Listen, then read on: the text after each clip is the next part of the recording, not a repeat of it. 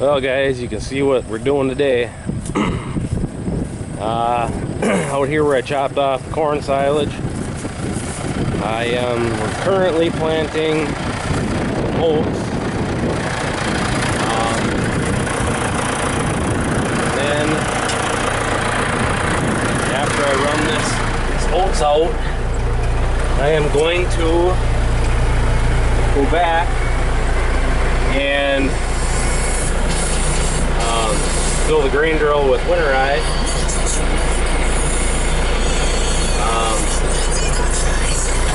I'm not really gonna fill them, but I'm gonna put enough winter rye in here to do this outside of this field. And the reason I'm not gonna fill the drill is because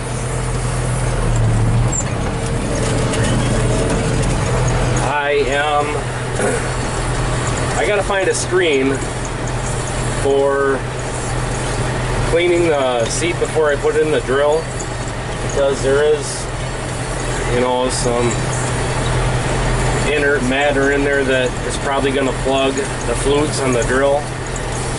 So I'm not gonna put a lot in at a time, just so I can keep an eye on those and make sure they stay clean. Until I find a screen, which I don't really exactly know where I'm going to find a screen that the winterized seed will fall through and not the chaff pieces or whatever you want to call them, the stock that got in the mix or in the seed. So this is what I'm doing right now. I got a couple bags of seed oats just to do this outside, and it's early enough yet these oats will grow, and have two options there. Either one, if we get corn combined early enough and it's still green, I can graze off the oats, or if it gets to be too late and the oats die, they'll just be it'll just be, you know, dead cover crop or whatever that'll help cover the ground over the winter. But as soon as I get done getting these oats in the ground, then I'm going to come back and plant winter rye. And the winter ryes, you all know, will stay green over winter. And what I'm trying to do is I'm going to see if I can't let that winter rye grow long enough that I can cut it for a hay cutting before I plant corn next year. So yeah, that's kind of what I got going on here.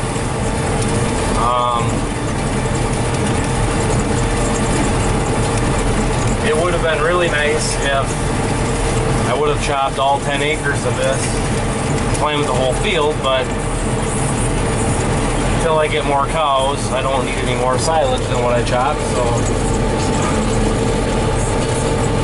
But, and another thing I'm waiting on, my buddy phoned me, we found a couple grain bins on a neighboring farm. We're waiting to hear back on the price for these bins, and we're not sure if the bin that I want is 1,000 or 1,500 bushel, but it should be big enough for my corn, for my steer feed next year, pig feed. So hopefully I'll get a grain bin here one of these days too.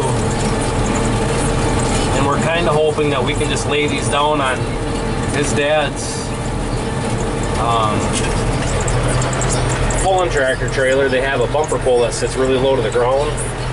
We're hoping we can just lay these bins down on that trailer, haul them home in one piece. He's done it before on a couple other bins he's hauled home that he uses for pig pens. He's got a couple grain bins tipped on their side, and then he buries part of them so it's flat on the inside, and then the pigs can go in and out.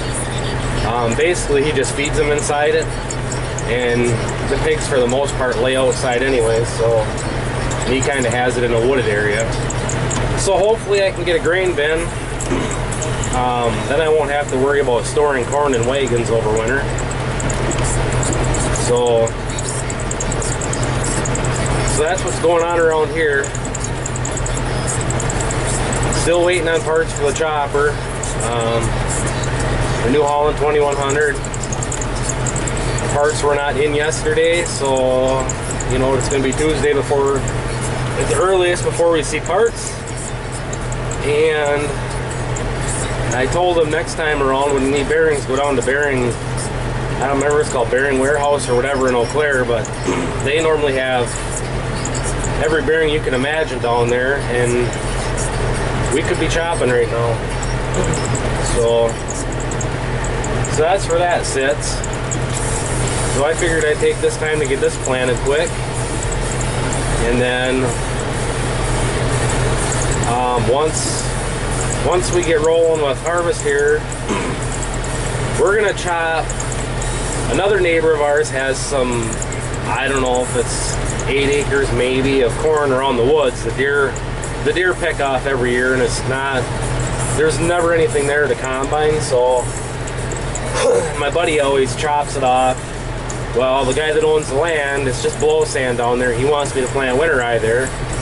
So I want to get this done, so once we get Jeremy's chopper going, I can go down there and plant that winter rye for that neighbor right away. And then I'll have his planted. And then when we chop his own corn silage, he wants me to plant winter rye there as well. So I'm pretty sure by the end of this harvest season, by the time I get all these fields planted with winter rye, my gravity box should be about empty, which is fine.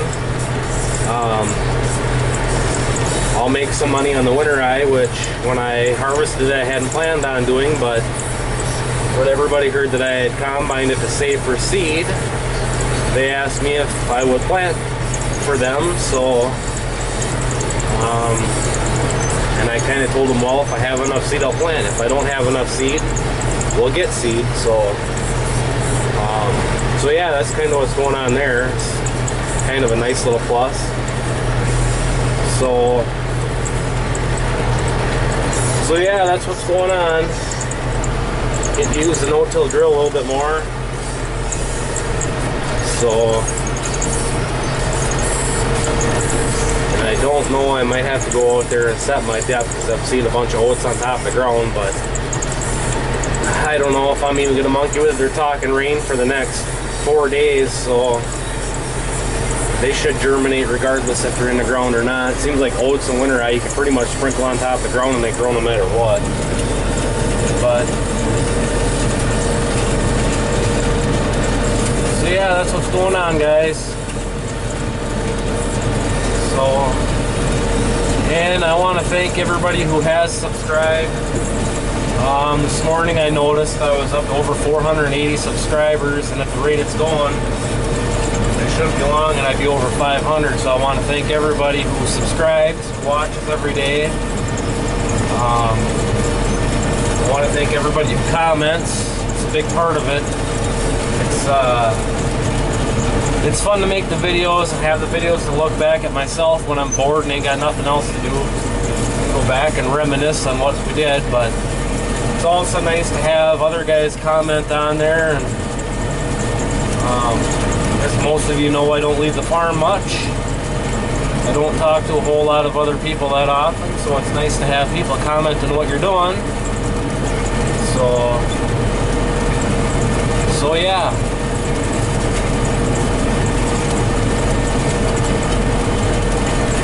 There's a little more drill action for you.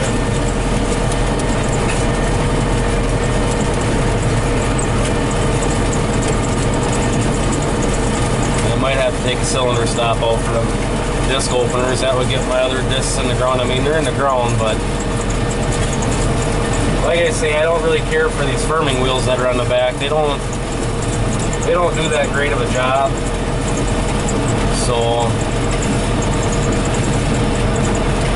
yeah, I'm gonna stop and take a cylinder stop out so I can get them opening coulters in the ground more.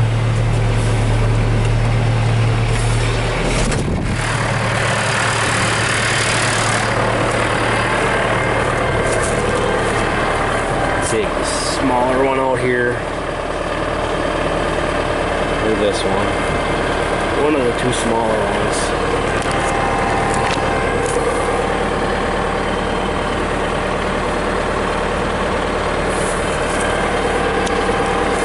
Yeah, keep them there for safekeepings.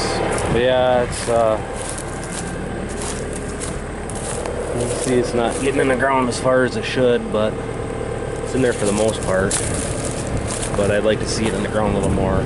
And I do have some grass seed in there. I don't know if you guys can see it in there or not, but there's some legume and some grasses in there too. It's just some extra seed I had. So there's one of my other herd. There's my tillage equipment right there. But anyhow, so we got going on. Like I say, these oats will either get grazed off, or they'll just die and be cover crop or mulch on top of the ground. So, as you guys can see, like right here, the ground's a little bit better, but I have a lot of sand, and it's nice to keep that covered. So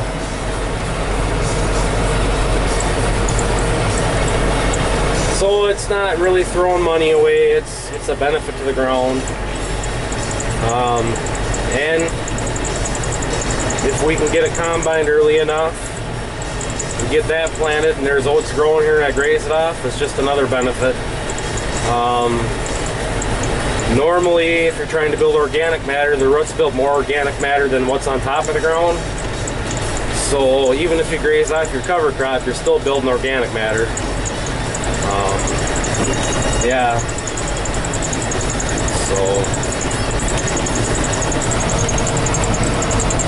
But I can't complain, the corn did better than I thought it was going to do for how late it was planted. Still waiting on the crop adjuster to come, so he can record what the yield is on this field, being I started chopping it. Any of you guys that don't do silage, just you guys that do grain or whatever, when you chop corn, the adjuster comes out and checks your yield in the field that you chopped, and then like the rest of this, I'll combine it and save it, so I won't be going down to the local place where you sell grain. Around here it's Myers, down in Elk Mound, Meyer Brothers. And when you take your grain down there, you can, when you're done, they'll send a batch report or whatever to the insurance guy to give him what your yields were, you know, your total yield. Then the insurance guy just basically averages it out over the fields that you had. So they need to record what this is for yield, so they can take this field out of that batch or whatever you want to call it when they figure that out after we're done harvesting. So yeah, I'm waiting on him to come yet so he can tell me what he says this is for yield. So, but yeah, I was happy with it. I mean, considering it was planned the last week of May, and you know, it was planted into growing sod. I mean, this front half here was hay field last year. It was actually pasture. So this corn did better than I thought it was going to do. I mean, with how much compaction it has, and the fact that it was sod that wasn't killed last fall, it was planted into it and killed. It did better than I had thought. So, and you can see here, there's my old cow lane. You can see where the other posts are up there yet. That went all the way down the water onto the very back, and I had this, all these fields to the back were pasture last year. And I rotationally grazed cows around it. So this year it was crops. The very back there, the last 6 acres, that was corn last year. It was pasture the year before, and then I took it out and put corn in it. So there's some issues in this field with having a lot of cattle on it, a lot wet ground and whatnot, but so it did better than I'd hoped. And down here, obviously, there's a lot of compaction down here. The cows have been on this for 3 winters in a row, and of course they have to come out that gate right there to get out here. Well, until you get snow and frozen ground, they are compacting the ground for the most part every time they walk in and out, so that doesn't really help the soil out very much, but that's what we do around here. So, and you can see the hay fields are coming back. A lot of it's about halfway up to my knee now. And I don't know if any of you other guys out there what you do with your last cutting of hay, but I have a buddy of mine who, he doesn't have cattle. He's a crop farmer, and then he has X amount of acres of hay ground for raising hay for his wife's horses.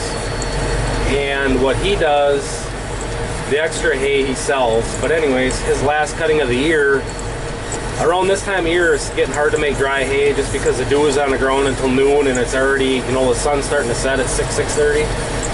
So there's not a lot of drying time. What he does is he waits until after we have a hard killing frost in the fall, and then he cuts all the hay down and bales it. You know, normally by then it's already starting to dry standing, so you can get it done pretty quick. And I kind of think that's what I'm going to try this year on all of this. By that time, your plant has already gone dormant, so it shouldn't hurt the roots too bad by cutting it after that. It kind of sucks you're taking the ground cover off, but he's been doing it for quite a while and having good luck with it, so I think I'm going to try that this year. So yeah, if any of you other guys have experience with that, let me know how it works for you.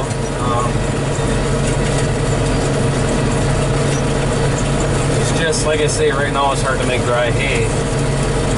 Our days are getting shorter, but you know, every day it seems like it's minutes, which obviously it is, but I swear to God, it seems like every day the day gets half hour shorter. So yeah. So if any of you guys have experience with that, let me know how that's worked for you. Pros and cons, I'm gonna try it. But so yeah, guys, I'm gonna run this drill out quick, get all these oats out, and then go back and reload with winter rye, and I'm gonna go back over it with that, and I'll be done with this one, ready for the next field. So anyways, guys, thanks for watching. Thank you everybody who subscribes, everybody who watches all the videos. I appreciate it.